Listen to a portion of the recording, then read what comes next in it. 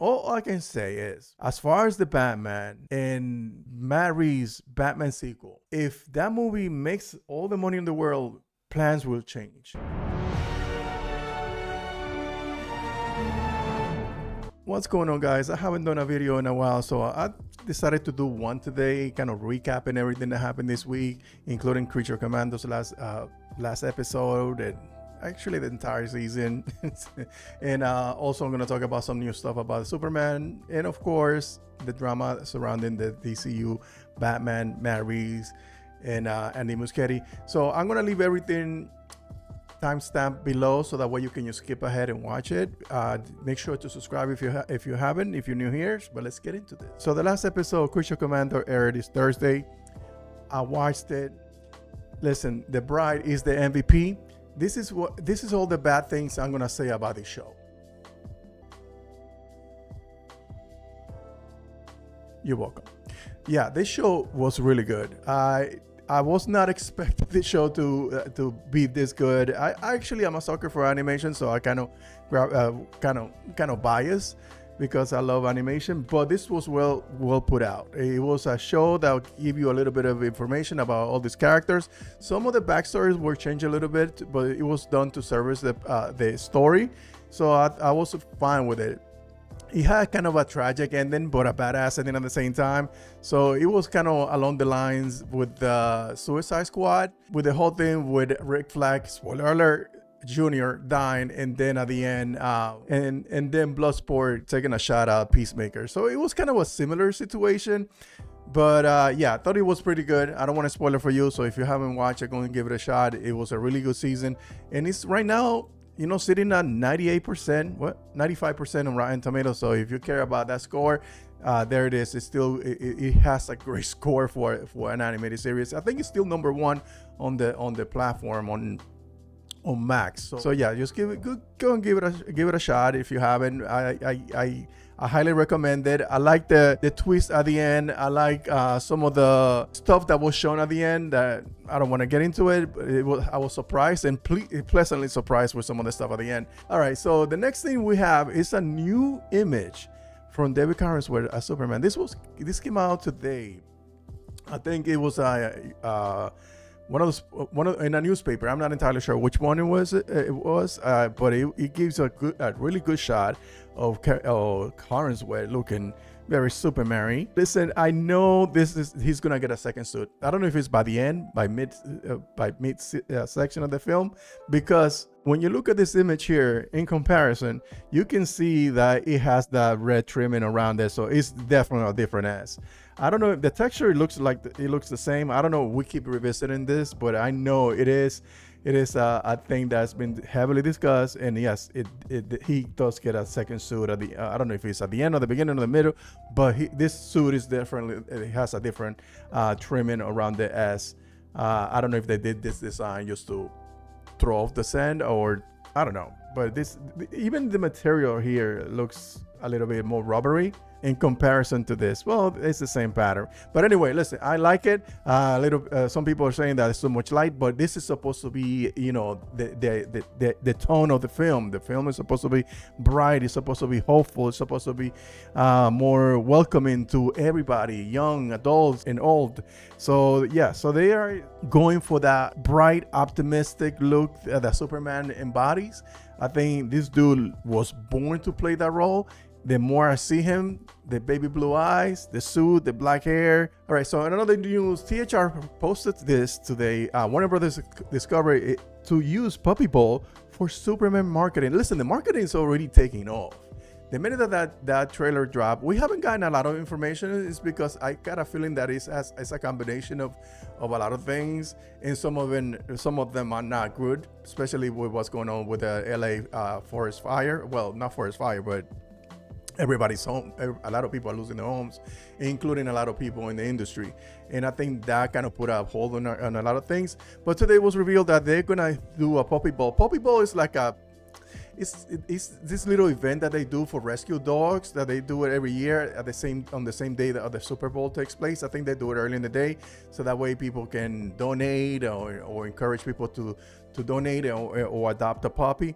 So they do this every year. So James Gunn, being a dog lover that he is, I guess he decided to include that as part of the marketing, which I think is smart because you're gonna have Crypto dog that is inspired by his own dog, and so it makes sense that he kind of combined those two things for a good cause and at the same time with some marketing.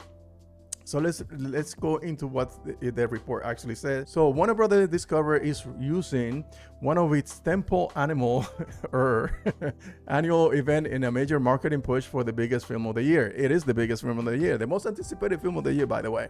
The company is bringing back the Puppy Ball for its 21st installment this year, but we'll use the game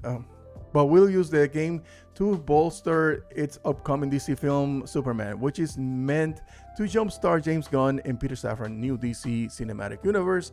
In fact, WBD says that Gunn will appear during the Puppy Bowl with his dog, Ozu, who served as the inspiration for the super dog Krypton in the film. Gunn will introduce a sneak preview of Superman and deliver a special message to viewers. So I think this is what we're gonna get. I don't know if we're gonna get a trailer for the Super Bowl. I know a lot of people are saying, yeah, we're gonna get a trailer on the Super Bowl because it makes sense. To me, I don't know. I'm 50-50. If Warner Brothers has the money for it, you know what? More power to you. But if you don't, I feel like there's many ways that they can, stretch the buck. Because I think it's like $10 million for a 30-second ad. You can use $10 million to put a freaking commercial in front of TVs and the same amount of people daily on social media. But that's just me. But anyway, so I guess he's gonna give a special message, and at the same time, he's gonna give the viewers a kind of a little sneak peek to the Superman trailer. It could be a scene from Superman and Crypto, just because it's the Super Bowl. The Puppy Bowl, I'm sorry. So I guess they're gonna do something with that. They're probably gonna show him in the moon, because I remember the second official shot of Superman was with Ozu, with Krypton on the moon. Maybe they're gonna show them playing the moon, or him flying in space, or something to that effect. I got a feeling that's what it is. And then probably we're gonna get a full-on trailer. You know what? We don't hold me on to this. Don't hold me on that. But yeah, I got a feeling that we might get some more stuff that day. But yeah, be on the lookout for that. That's gonna be February 9th. Yeah, so it's gonna be on February 9th at 2 p.m. I guess it's Eastern Standard Time on Max Discovery. So check your local listing for that. So another bit of information, I don't know if this is true. This is all a rumor. You know that the Supergirl Woman of Tomorrow is gonna begin shooting the next week. I don't know if we're gonna get a suit reveal. I hope they do a camera test. Somebody get on the phone with James Gunn, with the director, because they should start adopting this idea of doing a camera test footage, just like Matt Reeves did it, just like they did it with the Joker. I think it's a good idea, so that way they can get ahead of all the nonsense. Because I'm sure when the suit comes out, it's just like the Superman suit when it came out. Oh, it falls different. You guys remember how people be hating online. So I think they should get ahead of that and put a video and do a camera test with her wearing the new suit. I don't know if we're gonna get anything next week. It's supposed to start shooting overseas. But anyway, so this page that is dedicated to David Corenswet, they put a scoop out. Take that with a grain of salt. That David Corenswet was spotted in London yesterday, just days before shooting Supergirl, Woman of Tomorrow, which begins shooting over there.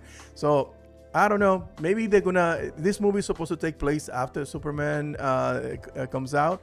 I don't know if this is gonna be a sort of a segue, kind of hand off to the next movie, or just a setup for something even bigger later on. My thoughts is that David Corenswet is a big dude, even though he bulked up for the Superman role. He's not the most built guy, and I don't think he keeps up with that. And I think they're supposed to have a scene somewhere together, and I think they're just putting them together right now before he needs to gain the muscle back up, because he probably lost a lot of that, because he's like on the slender side. That is one of those dudes that needs to stay in the gym to stay bulky. But I'm looking forward to that, even if it's not on a whole Superman suit and Supergirl suit. I want to see them together, because that gives me that little warm feeling that we live in already in a connected universe where you have these two heroes that coexist in the same universe, and that they have a relationship, and that story is already interconnected. Even though that story that has been told in the Superman movie, it's not done with the purpose to serve the Supergirl movie, nor is the Supergirl movie done with the purpose of service a bigger story.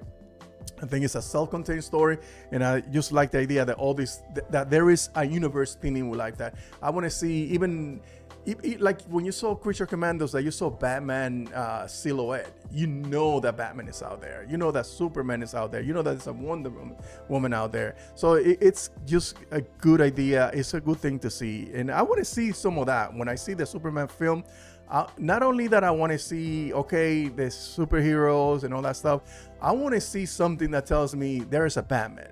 I know this Bloodhaven because they mentioned it on the last episode of Creature Commandos, but I want to hear about companies that are part of this universe. I want to hear name drops. I want to see a vehicle just driving by with the name of some company that I know is part of LexCorp or Cord Industry or something like that. So I know. So he's like takes me right into that universe where I'm like, okay, we in this now. We in here.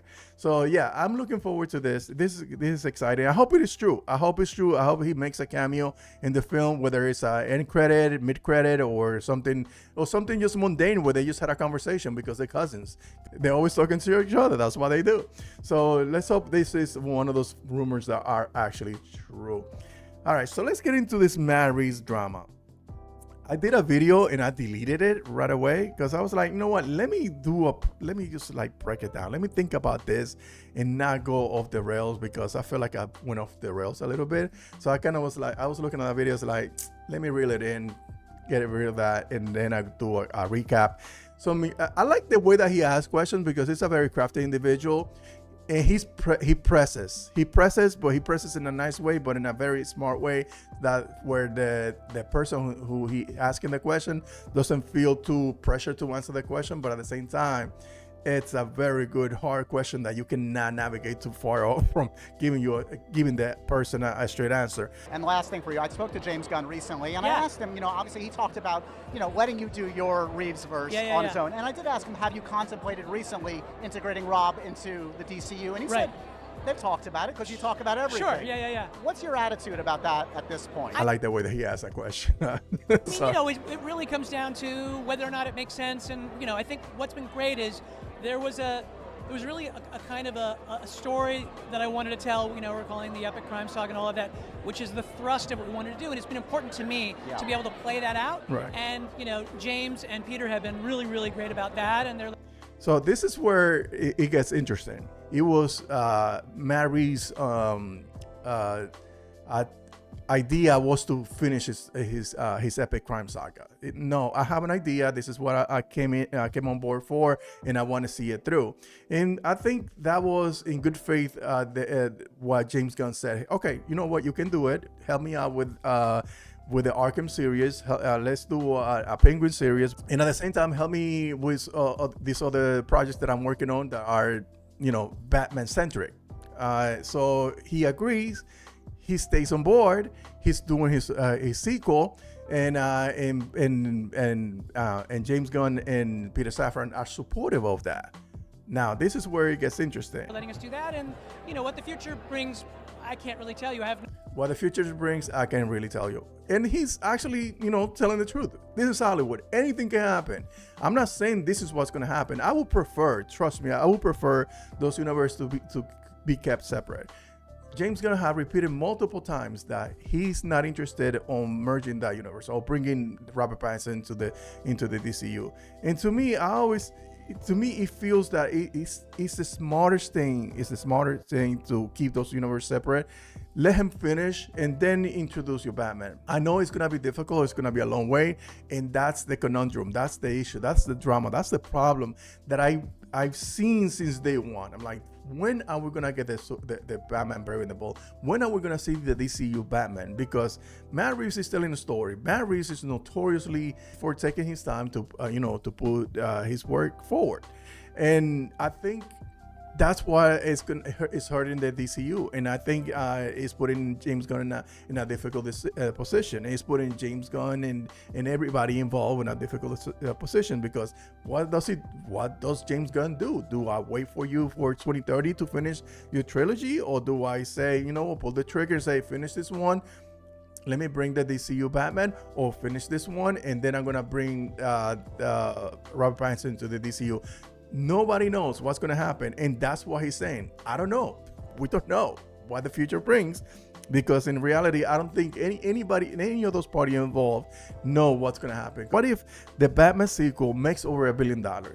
Then Matt Reeves has all the leverage. He can say, no, I'm going to finish my trilogy. If I'm going to do another one, it's going to be a trilogy separate from the universe that you want me to be part of. I never wanted to be part of that. I didn't want to be part of the previous one. I don't want to be part of this one. But if the movie doesn't perform well, maybe James Gunn has all the leverage. Like, listen, I have a Superman that is successful. Your Batman is not doing so hot right now, so how about if you bring it over? So it could be a lot of determining factors. We don't know what's going to happen. But talking further about the Batman, Andy Muschietti was in a podcast, and it was in Argentina.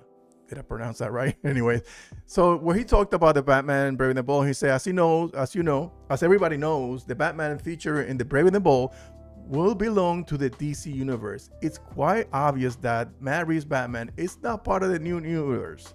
So, however, DC and Warner Brothers are moving forward with the second part of Matt Reeves, the Batman movie series, which is widely reported, and it's expected to be released around 2027.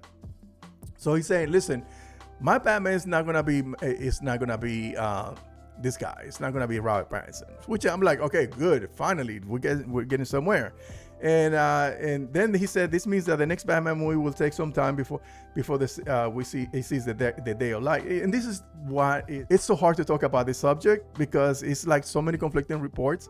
One director is saying one thing, the other director is saying another thing, and then at the same time, you are as an spectator, you're thinking, when is this movie gonna make its debut? I don't know if we're gonna. I think plans will change. I've got a feeling that something's gonna change. All I can say is, as far as the Batman and Matt Reeves' Batman sequel, if that movie makes all the money in the world, plans will change. I got a feeling plans will change. I got a feeling something's gonna change. The plans that James Gunn introduced initially are already in motion to be changed, or he has a backup plan of something that could happen, or how things could play out if X, Y, Z happen in this order. Then he's gonna switch. Okay, well, we're gonna to diverge and do this now, and I think that's what's gonna happen.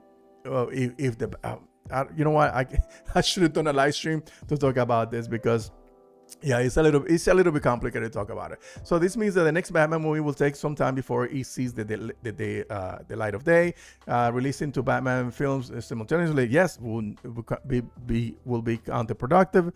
What DC is doing is creating a strategy to ensure these two films do not conflict with each other, so they're not gonna release them at the same time.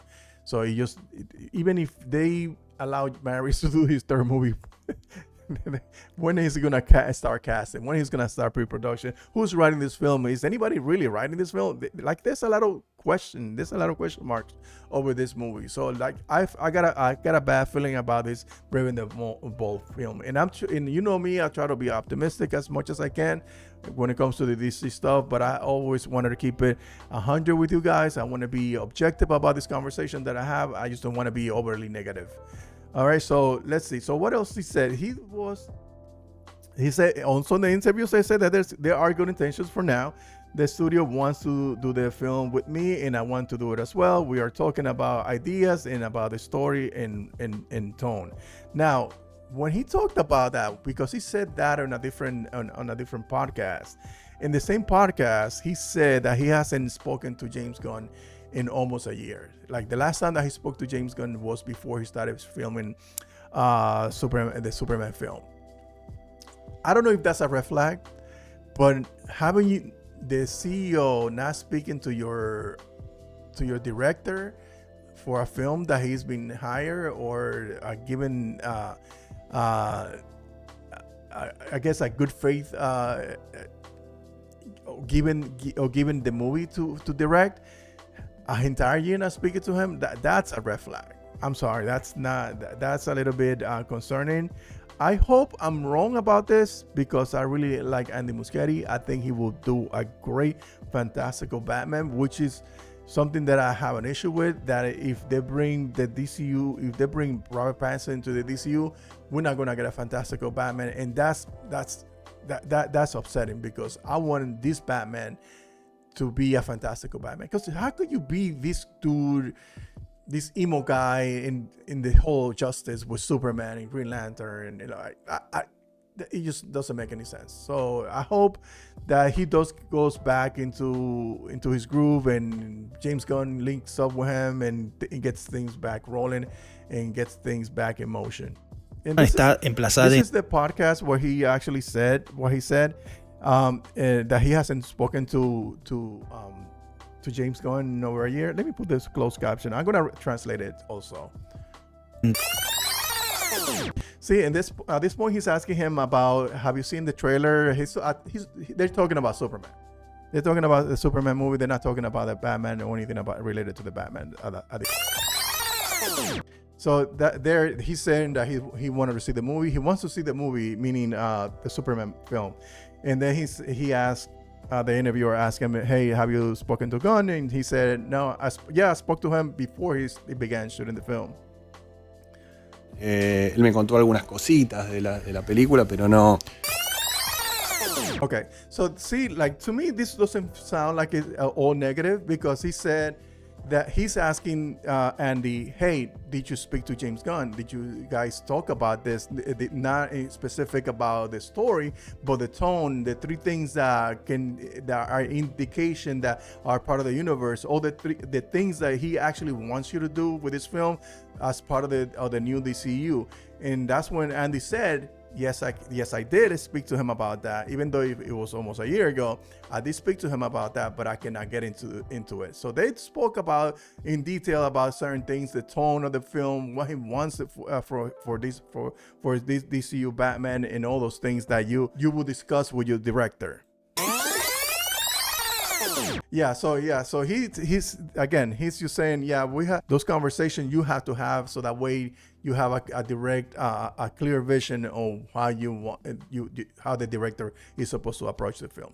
Anyway, but that's all I have for today, guys. If you haven't subscribed to the channel, make sure to subscribe. Leave a comment in the comment section. Let me know your thoughts. I know I covered a lot of stuff today, so make sure to hit like, subscribe, share this content with everybody. Let's make this community grow. Until next time, never let your nerd die. Peace.